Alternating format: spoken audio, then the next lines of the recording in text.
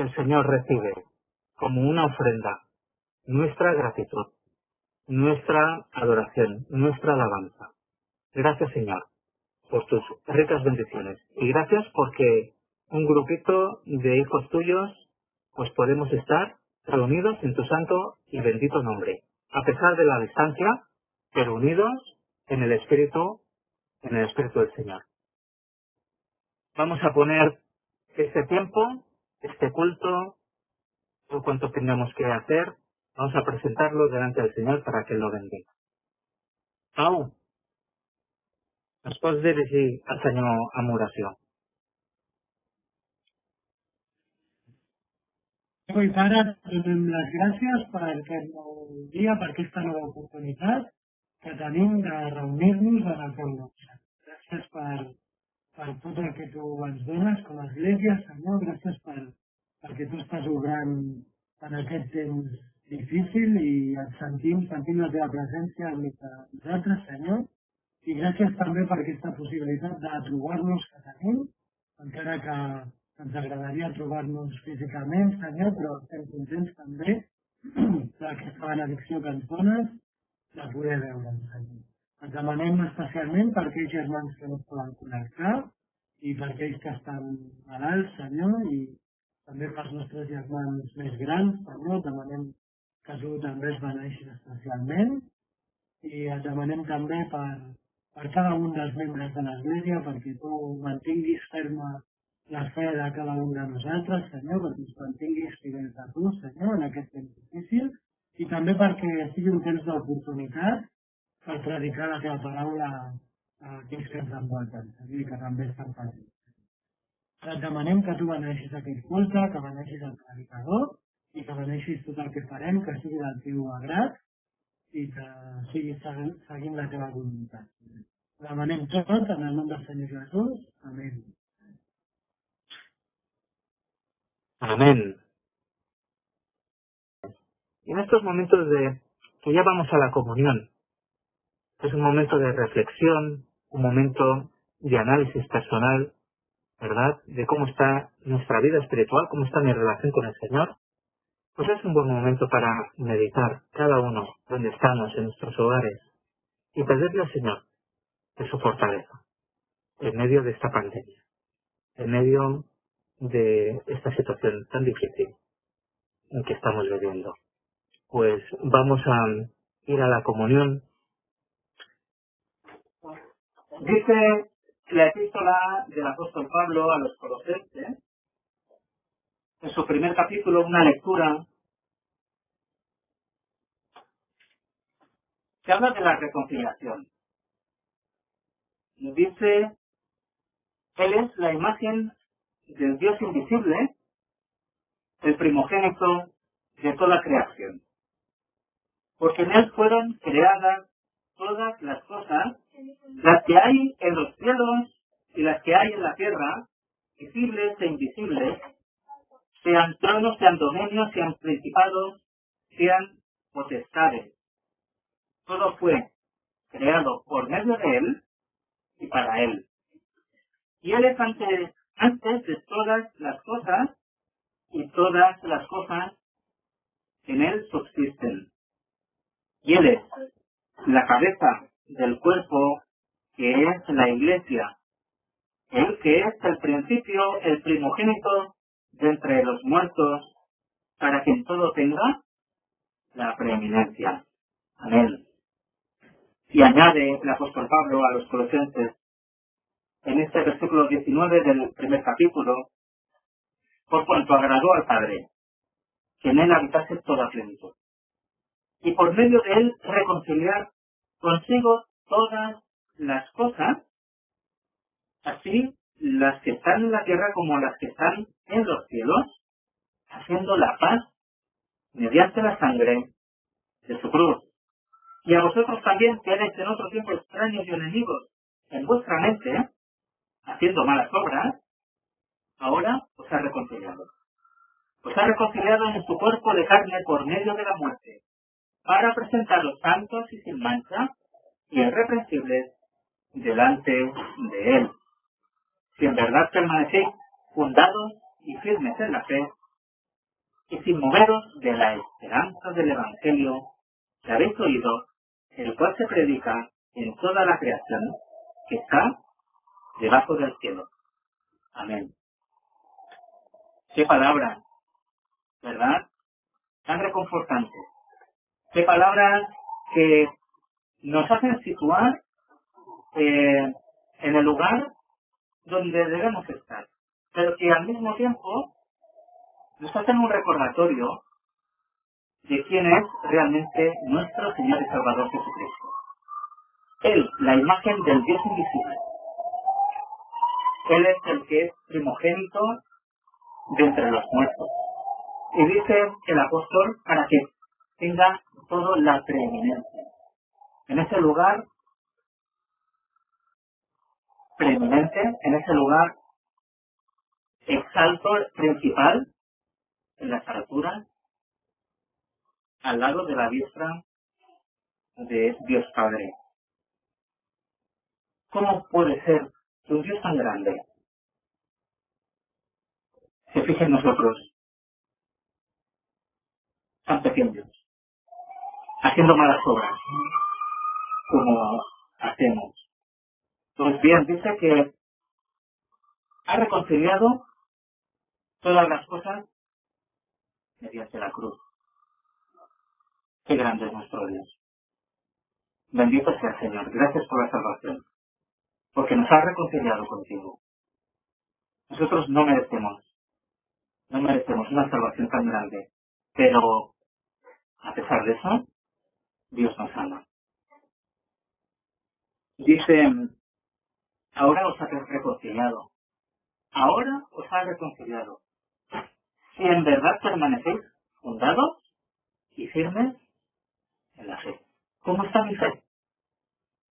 ¿Cómo está mi fe cuando la contrasto, la pongo delante de aquel que es todopoderoso, aquel que es el Dios creador de todas las cosas, que todas las cosas en él subsisten, que han sido creadas a través de su voluntad? Es una relación personal, pero tengo que ver cómo está mi fe. Estoy verdaderamente en la fe del Señor. Estoy firme en esa fe. Y dice, y sin moveros de la esperanza del Evangelio que habéis oído. Amadas hermanas, amados hermanos, firmes en la fe y sin movernos de la esperanza del Evangelio. Y es que el Evangelio de la paz de Dios, porque también aporta paz, como dice Pablo en este pasaje, aporta paz. Pero es un Evangelio de esperanza. ¿Dónde tenemos nuestra esperanza? En esa mirada de fe, donde estamos mirando la reconciliación, estamos mirando la salvación de Dios. Nuestra esperanza está en Jesús, está en la cruz. La esperanza viva que nos da el Señor. Bendito sea, Señor. Bendito sea, porque podemos acceder a esa vida eterna que tú nos das. Y estos momentos de fraternal comunión, ¿verdad? Todos juntos, cada uno en su casa, pero firmes en un mismo espíritu que nos une el Señor, podemos acceder al trono de la gracia, participando de la comunión, participando del pan y del vino, adorando, alabando al Señor y dándole gracias. Unos momentos de reflexión personal, unos momentos de intimidad con el Señor. Y una vez más, un domingo más, la Iglesia reunida en su precioso nombre, celebramos la comunión. Y leemos en el Evangelio y también en 1 Corintios, como nos gusta leer, capítulo 11, dice Pablo, porque yo recibí del Señor lo que también os he enseñado.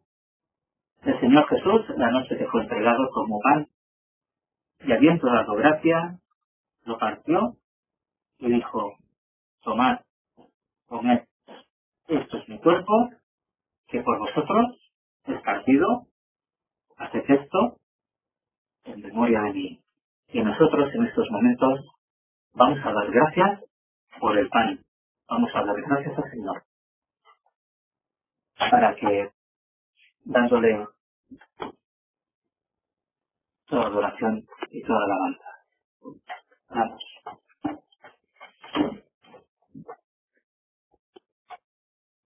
Sí, Padre eterno, te alabamos y te damos gracias por estos momentos tan solemnes en los que podemos tener presente en nuestra mente y en nuestro corazón la obra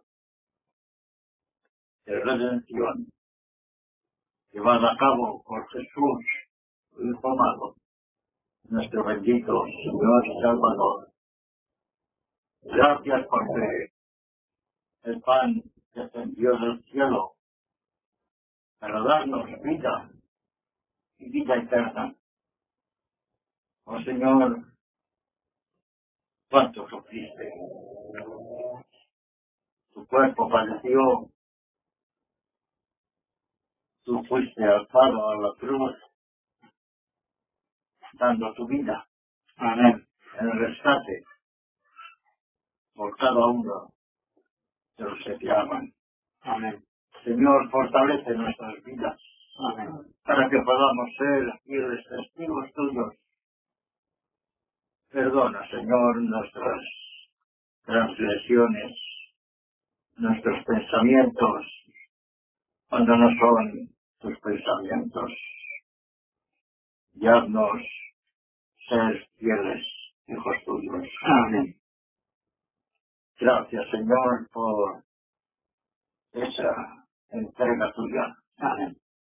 Y es por eso que al tomar este pan, lo bendecimos en tu santo y divino nombre. Amén. Amén. El Señor Jesús, la noche que fue entregado, tomó pan y habiendo dado gracias, lo partió y dijo: tomad, comed, esto es mi cuerpo, que por vosotros es partido. Haced esto en memoria de mí. Y nosotros en su divina memoria así lo hacemos.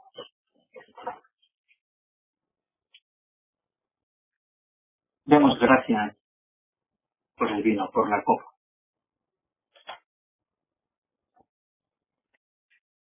Continuamos, Señor, delante de tu presencia, con corazones agradecidos por todo cuanto tú hiciste y todo cuanto tú haces en nuestras vidas. Gracias, Señor, porque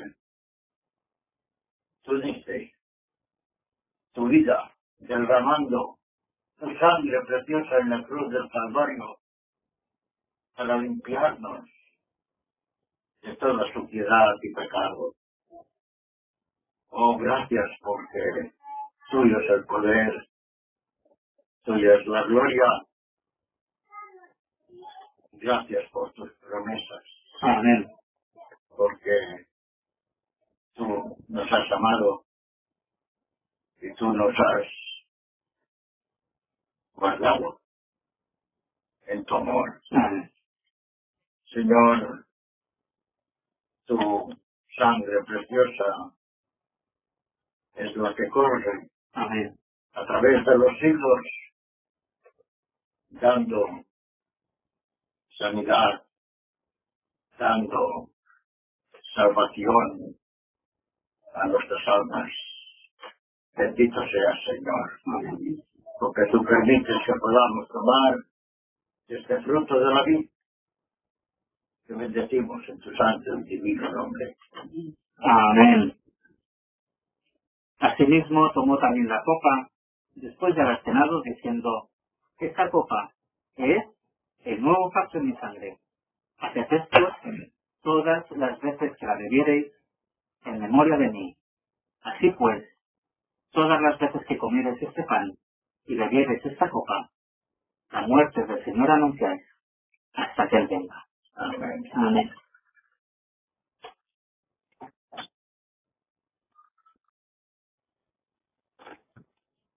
Vamos a tener una lectura de la palabra del Señor, de el Antiguo Testamento, está en el segundo libro de Reyes, en el capítulo 5,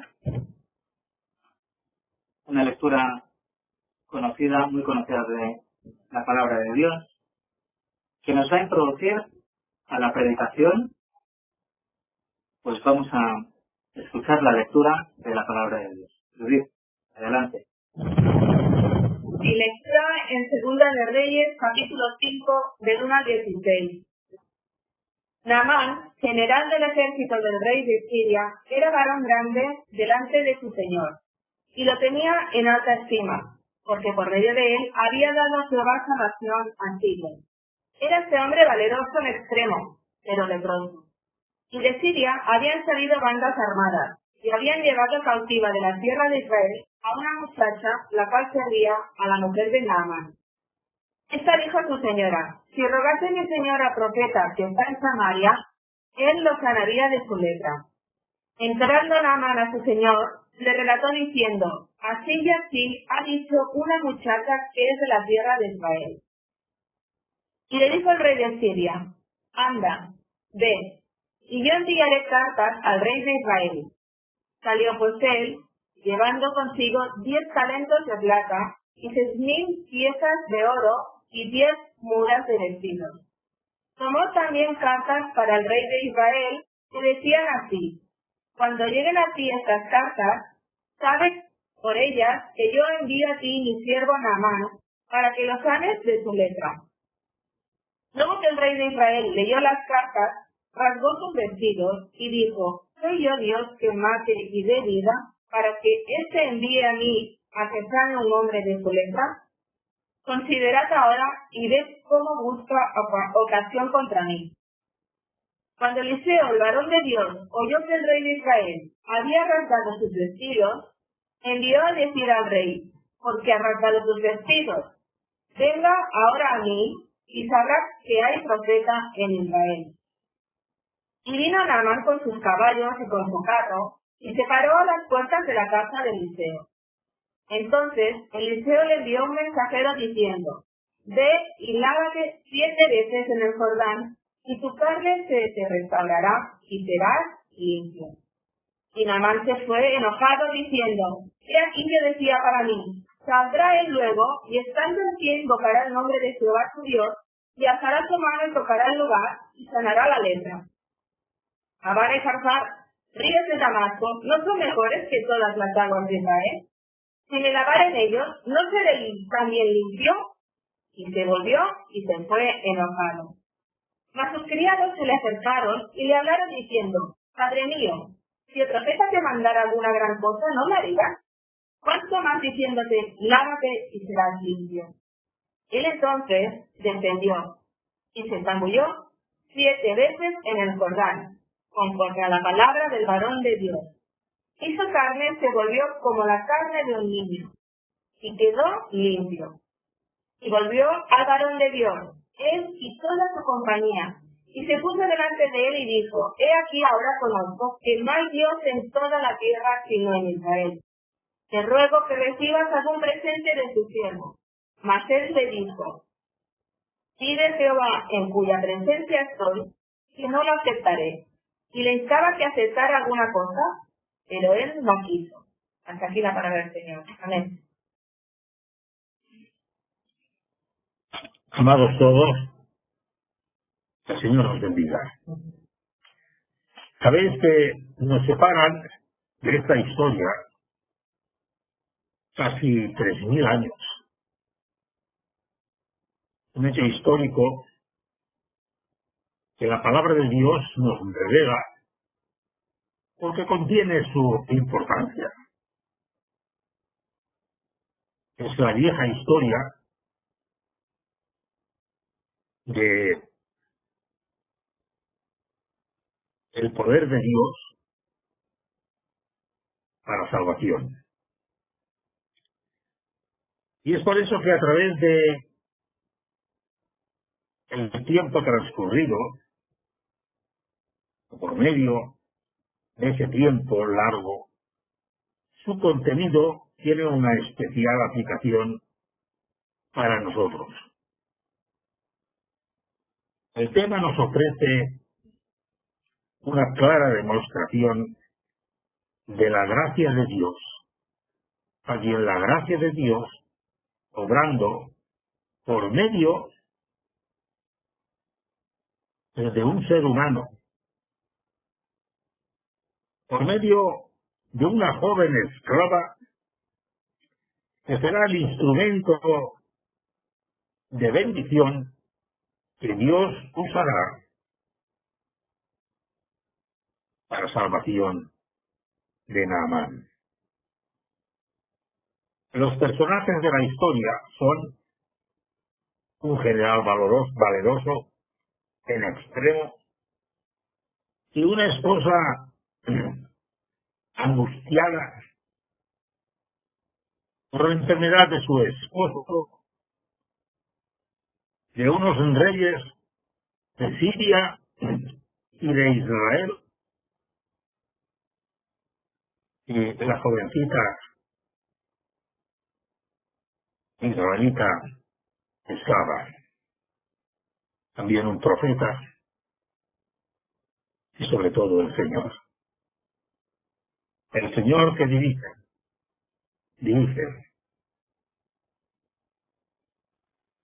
En aquel tiempo la tierra de Israel estaba dividida entre norte y sur,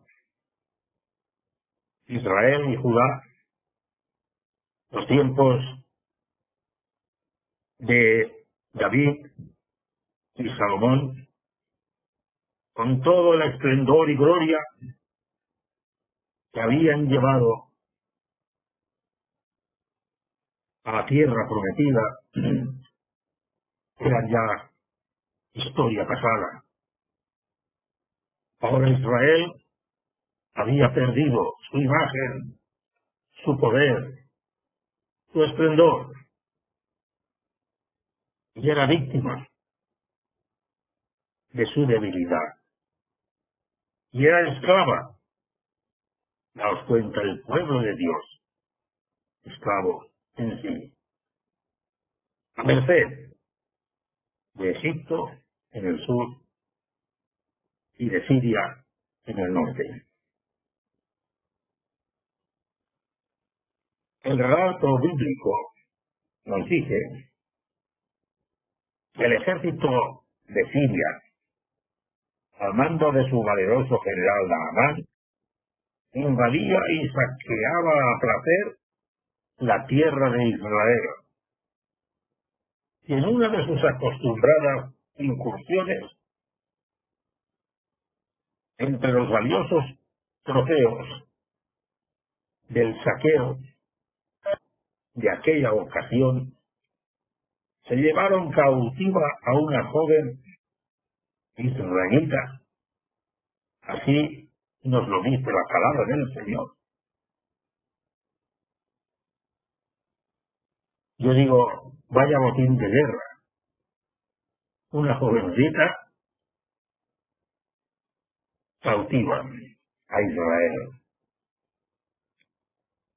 Una joven a la que pusieron al servicio de la esposa del general Naamán, en condición de esclava, sin derechos. Podríamos hablar mucho de eso, pero no tenemos tiempo. Ahora me gustaría que analicemos los personajes de la historia como si se tratase de las piezas de un puzzle y pongamos a cada uno en su sitio para que el cuadro de la historia quede bien enmarcado. Veamos primero, en primer lugar, la personalidad de Naamán. Cojamos la figura y personalidad de Naamán. Si la tenéis, miradla bien.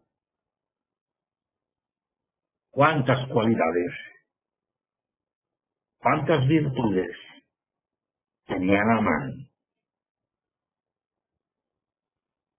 era verdaderamente un personaje afortunado.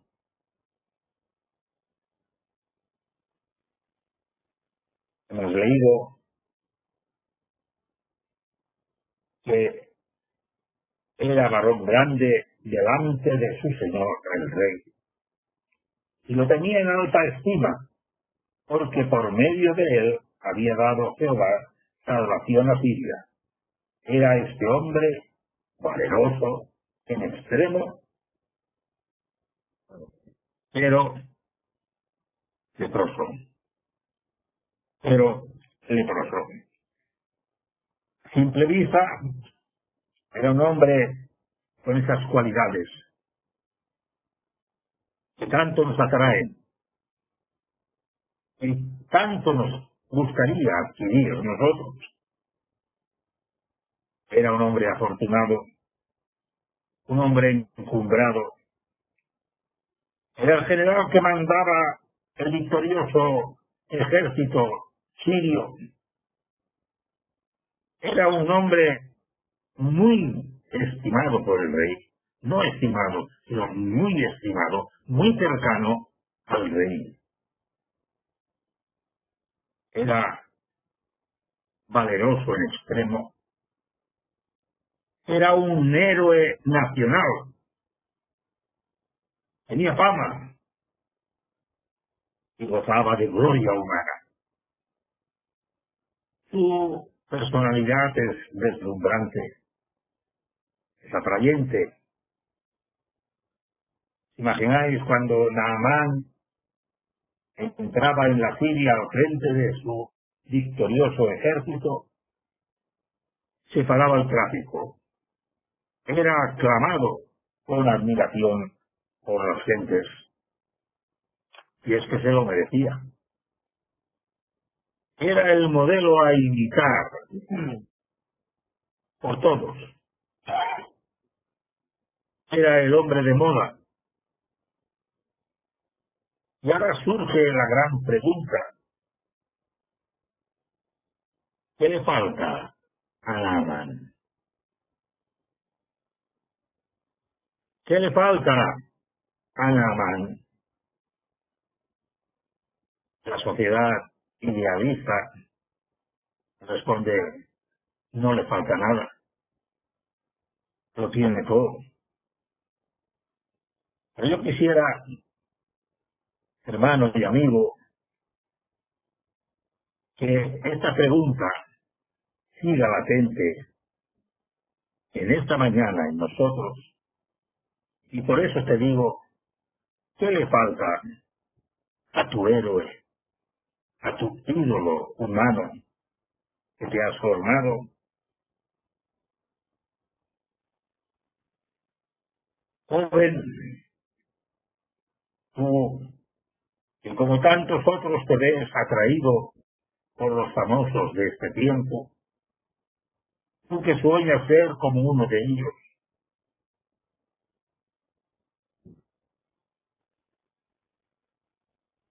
¿qué le falta a tu héroe? Al héroe que tú te has formado, idealizado. No te engañes, porque las apariencias engañan. Porque el hombre ve lo que tiene delante de sí, porque no vamos a más. Pero Dios ve las intenciones del corazón, ve lo más recóndito de nuestros corazones, nos conoce a fondo y que ve el pecado, ve la enfermedad de la lepra. Preguntarle a Naamán y su respuesta será: tengo poder, tengo fama, tengo riquezas, pero me falta lo más importante. Me falta la salud. Me falta la felicidad, la paz de mi alma, que ni el poder, ni la fama, ni el dinero pueden comprar. Después de ganar una batalla, de desfilar con mis tropas victoriosas y recibir las más altas felicitaciones de mi rey y de su corte, de escuchar el aplauso popular de las gentes, llego a mi lujoso palacio rodeado de guardianes, rodeado de sirvientes que se postran ante mi presencia. Entro en mi más íntimo y confortable aposento para descansar y entonces lentamente me voy despojando de mi lujosa vestimenta, de mi escudo, de mi espada, de mi yelmo, de mis condecoraciones, de mis medallas, y me veo desnudo. Y entonces es cuando comprendo que necesito curación, curación. Cuando estoy a solas con mi desnudez, entonces me veo tal como soy. En realidad, un miserable leproso. Esto es lo que ocurre, amados hermanos, porque los famosos no están exentos del pecado y tienen necesidad de la salvación, como cada uno de nosotros la hemos tenido. A contemplar la realidad de mi condición, tengo lástima de mí misma y me repugna mi cuerpo.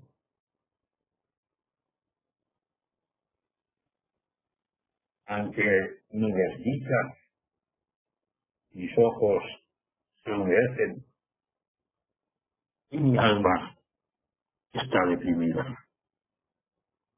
No encuentro descanso. No hay paz en mí porque me veo enfermo, leproso.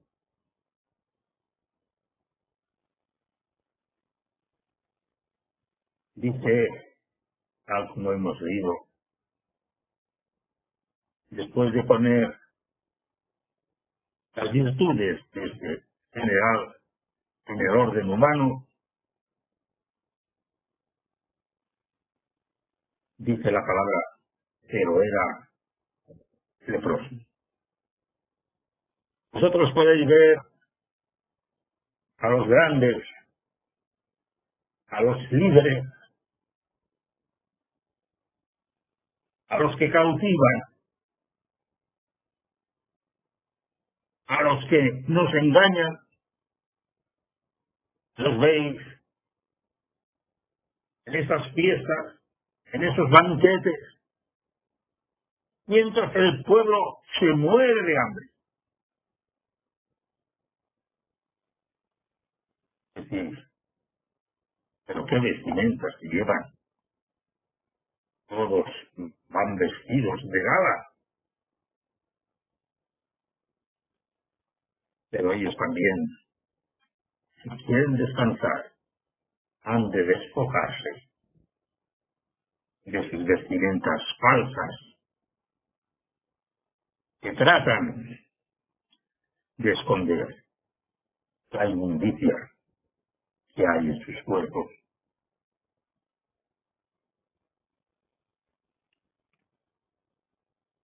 la posición más encumbrada, los triunfos más deslumbrantes, todo queda arruinado por la lepra. Amán, ¿de qué te sirven tus títulos,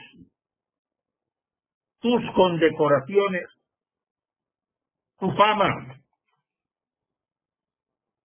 ¿Creéis que el hombre admirado podía gozar de su situación, viendo cómo su carne se deshacía? Seguro que lo hubiese cambiado todo por la sanidad de su cuerpo. Nadie podía sanarlo. Ese es el triste cuadro de todo ser humano que cifra sus únicas esperanzas en las cosas de esta tierra. Nadie piensa que Dios está en contra del bienestar y prosperidad humana, pero estas cosas no deben estar nunca por encima de las prioridades del alma. Prioridades que tenemos por delante nuestro. Buscar primeramente el reino de Dios y su justicia, y todas las cosas os serán añadidas. Conseguir fama es bueno. Tener un excelente empleo, estupendo. Tener dinero es magnífico. Pero el camino que nos lleva a obtener la paz de un encuentro con Dios y descansar en su reconciliación y perdón no es ese. En el lenguaje bíblico, la lepra es sinónimo de pecado. La lepra es una enfermedad que destruye y corrompe la piel. El pecado corrompe y destruye la pureza y transparencia del alma. Para Dios este mundo es una leprosería. Mirad el diagnóstico de cómo nos ve Dios. Nos dice, por cuanto todos pecaron, todos hemos pecado, estamos destituidos de la gloria de Dios, de la presencia de Dios. ¿En qué rincón de este mundo no existe el pecado? Todos hemos pecado.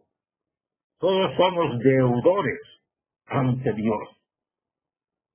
Pero lo que agrava la situación es que queremos tapar nuestra lepra con justificaciones. Naamán lo hacía tapándose con su lujosa armadura. Así nadie lo podía ver. Nadie lo podía ver. Nadie. Pero Dios sí. Pero Dios sí que lo veía.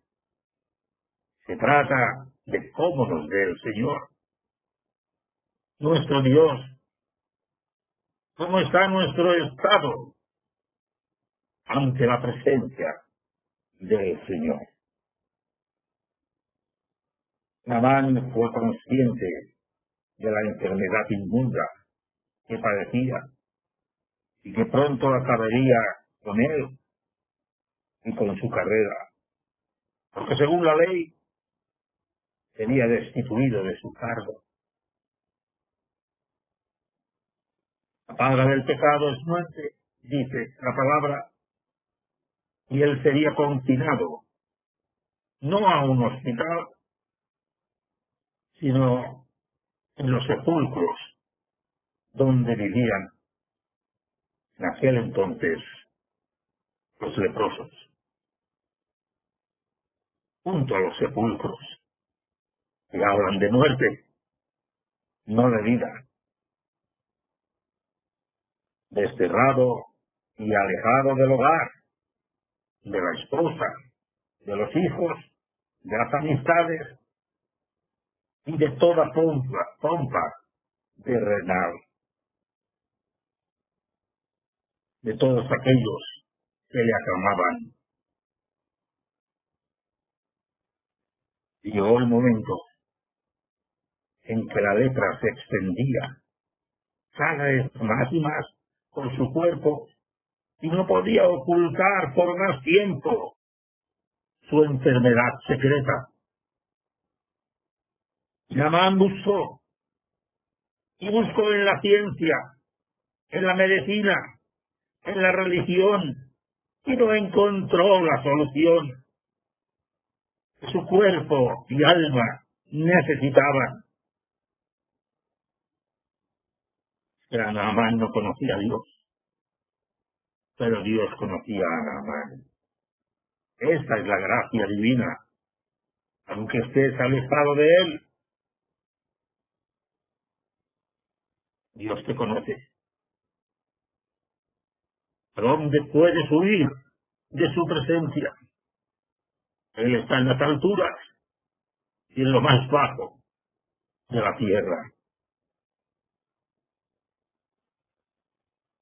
Los amigos, los aduladores, lo dejarán.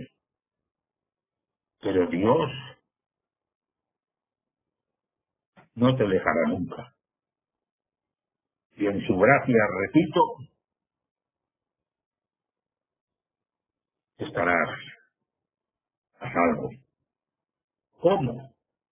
¿Cómo puedo salvarme? Fijaos bien. Buscar en el puzzle la figura de la joven esclava israelita. ¡Qué lección más asombrosa! Esta joven es un ejemplo para mí y para todos nosotros de fidelidad, de amor, a Dios y obediencia a su palabra. El relato dice que servía esta joven esclava a la esposa de Naamán. La joven que así había sido llevada de su tierra, de Israel, había sido arrebatada de su casa, de sus padres, de su familia, de sus amigos, de sus costumbres. A los hermanos, la condición de esta joven israelita, no sé su nombre, no sé su apellido, pero no importa, el Señor lo sabe, tendrá recompensa, pero la recompensa la tuvo nada más el enemigo.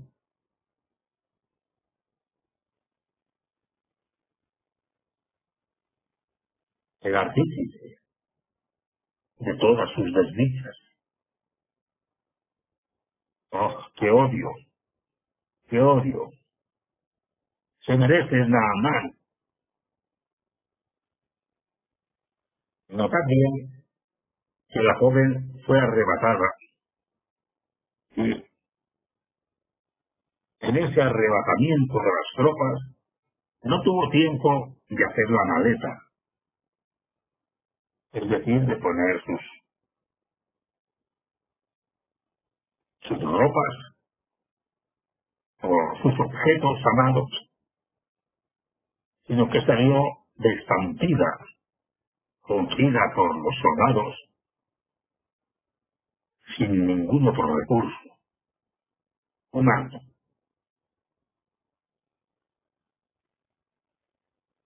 No hubo maleta. Qué desgraciada. Verse de la noche a la mañana, lejos, en un país enemigo, y sin nada. Había también razón para rebelarse contra Dios. Señor, ¿por qué me has abandonado? ¿Por qué me has hecho esto?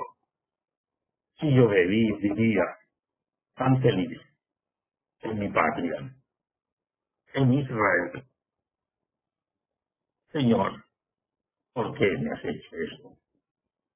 Me has traído ante este hombre y su hogar,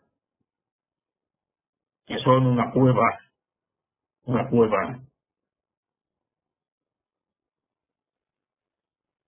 de ladrones, que son una cueva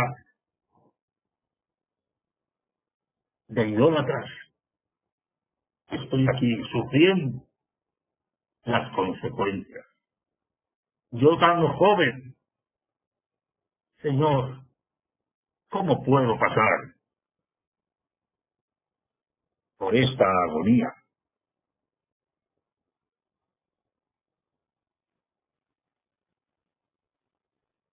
Y además, hermanos, yo pienso, y escuchar bien,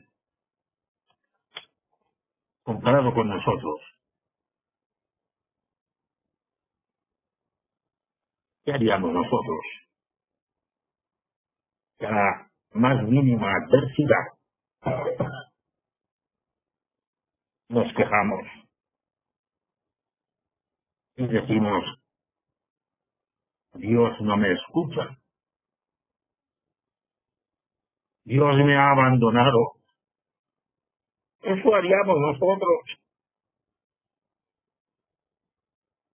Pero la sufriente joven israelita no había perdido la confianza en el Señor.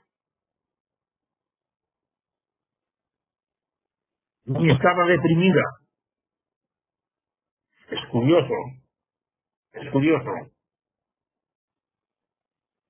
cuánto tenemos que aprender de ella. Mi alma se conmueve ante la ternura, ante la intrepidez de su carácter joven. Me conmueve su compasión, hermano. Conocía el problema del causante de su desgracia.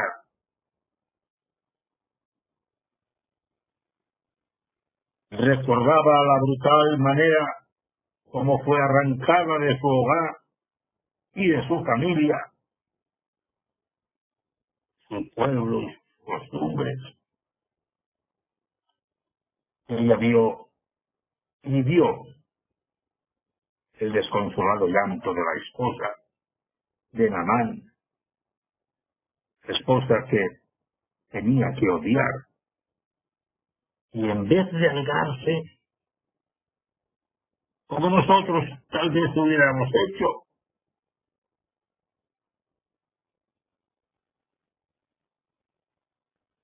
en vez de alegrarse del dolor de aquella familia, tuvo compasión de ellos.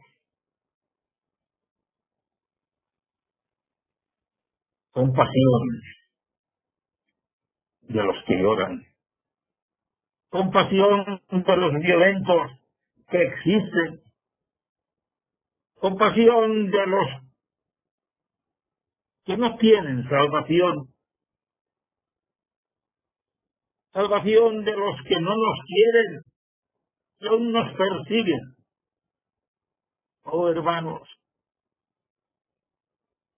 ¿hasta dónde llega nuestra compasión? ¿Hasta dónde llega nuestra compasión? La compasión tiene límites, pero para Dios no hay límite, porque Él se compadece hasta la eternidad de los que lloran. Y no dudó en testificar.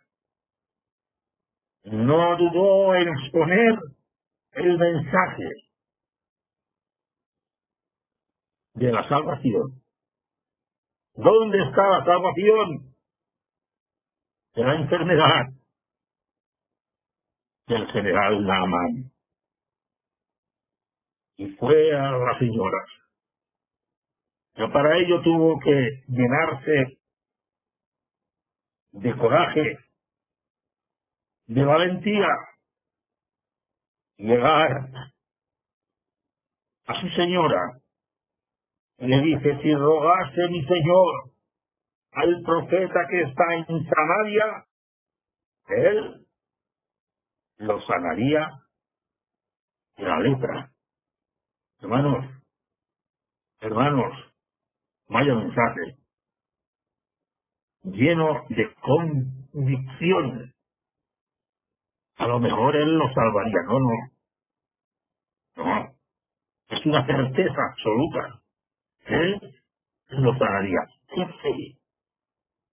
Compasión unida a esta fe tan grande de una muchacha esclava. Amigos, hermanos, me llena de emoción. Yo quiero hombres y mujeres, jóvenes y niños, que aprendan a tener la compasión de esta joven. No solamente su compasión, sino la certeza de su mensaje, de su fe en Dios. No dudó en testificar. Pero ahora yo os pregunto, ¿dónde había aprendido todo esto la joven esclava israelita? ¿Dónde lo había aprendido?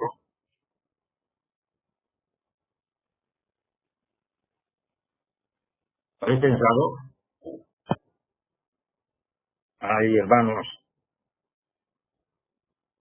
sin duda, era algo que lo había aprendido en el hogar.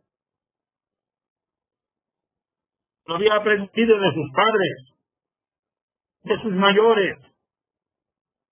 ¡Qué legado! ¡Qué legado! ¡Qué herencia recibió ella joven en casa de sus padres! Hermanos, la enseñanza bíblica compartida con nuestros hijos en el hogar, imprime su carácter.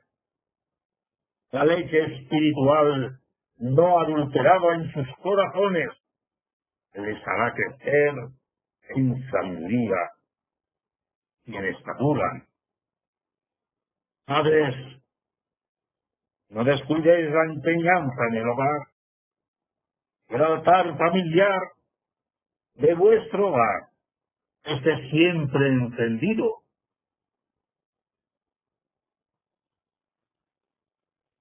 Por si llegan tiempos difíciles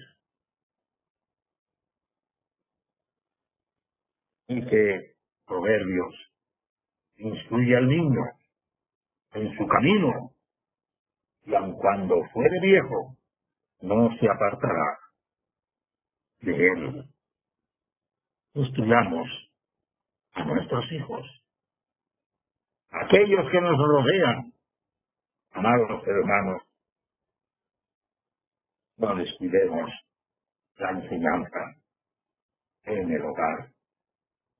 ¡Qué fe tan grande en Dios y en el profeta tenía la joven esclava israelita! Dijo a su señora: si rogase mi señor al profeta que está en Samaria, Él lo sanaría de la lepra. Ella no pensó, ¿qué me podrá pasar si hace el largo viaje, si atiende a mi petición, hace el largo viaje y después vuelve con la lepra? ¿Qué me podría pasar?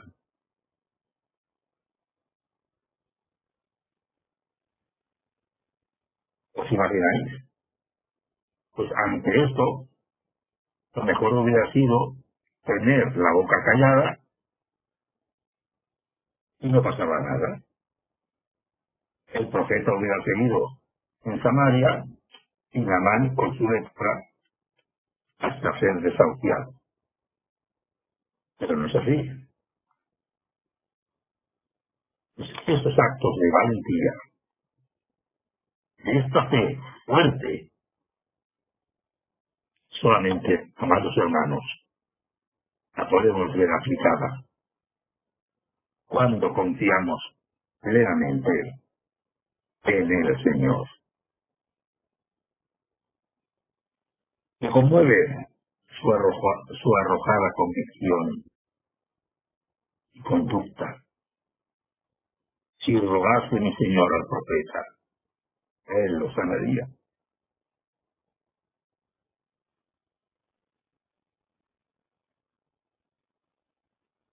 Voy a terminar aquí. El baño de Naamán, sabéis que él después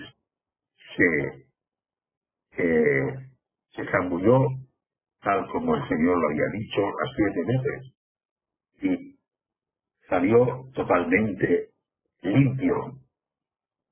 Su cuerpo estaba limpio. Pero hay una pregunta que está muy en boga de todos. Y es que Naamán, cuando creyó a la joven, porque sin lugar a dudas, esta joven tenía un ejemplar, un modelo de obediencia y de amor. Esta joven nunca ha mentido. Hemos visto, pues lo que ella dice es verdad. Entonces, hace la preparación.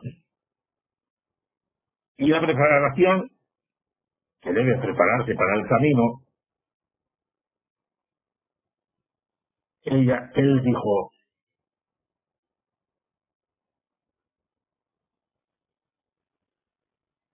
yo decía, pues cuando llega con los soldados y con todas las cartas de los reyes, y todo bueno, toda tanta recomendación, el dinero, las riquezas, para... Y Eliseo, el profeta, ni sale a recibirle, no le hace caso, y él coge y se marcha enojado. Se marcha enojado y los siervos de él dicen, hombre, Señor, si te hubiera dicho el profeta algo difícil, bien, pero te dice que te zambullas, pero ya que estás aquí, zambúllete, hombre. Pues tal que lo pudieron convencer. Pero entonces, es que yo decía que él saldría al profeta y empezaría a hacer ahí sus retos y no ha hecho nada de eso. No ha hecho nada en absoluto.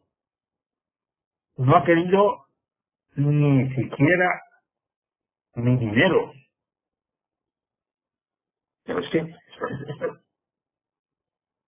no puede ser. No puede ser. No puede ser. Y este es el punto débil nuestro. Es decir, es el versículo. He aquí, yo decía, para mí, saldrá él Luego, y estando en pie, invocará el nombre de Jehová, su Dios, y alzará su mano y tocará el lugar y sanará la lepra. Y hermanos, diablo pone ese yo decía.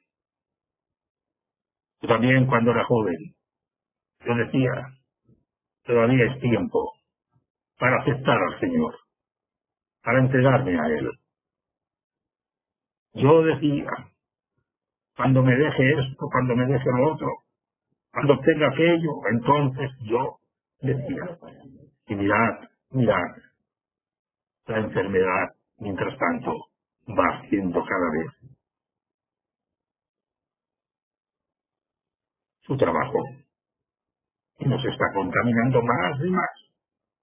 Y después les decía, yo decía, no se trata lo que tú digas, sino lo que Dios dice. Es lo que Dios dice. Y finalmente sabemos que Naamán fue sanado y volvió. Y cuando vuelve, ¿cómo estaba la joven israelita, la esclava? ¿Estaba escondida? ¿Se había escondido por si acaso? Oh, hermanos, ¿creéis que siguió siendo la esclava marginada? Hermanos, es estupendo el pago que el Señor nos da. Sufrir por el Señor, sí, pero gozar con Él, finalmente, es mucho mejor. Aprendamos la evangelización de la compasión con Dios. Amén.